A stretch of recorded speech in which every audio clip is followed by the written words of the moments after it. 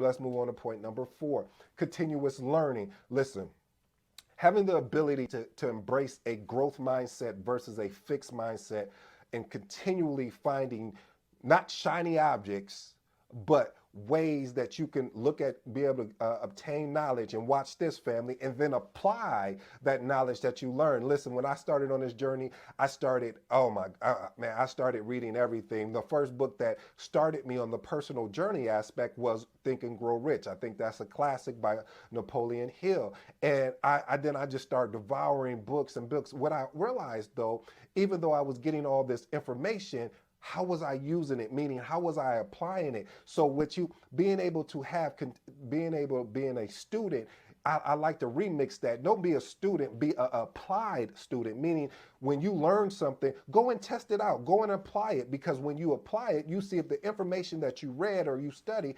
that is applicable to what the situation is. You know, this one of my mentors shared something with me, and that kind of just changed another way of how I look at my continuous learning process. He said, listen, when you buy a course or you go in and go and read something, or any information that you're learning, make sure that it's aligned for where you're stuck at. Ooh, I like that. Because what he was saying to me is that don't go out there and just read all this information and don't take the information and apply it to the problem that you're facing, because all that is just information. There's, in this day and age, there's more information than people actually applying the information. Let's move on to point number 5. One of my favorites, coaching and mentor.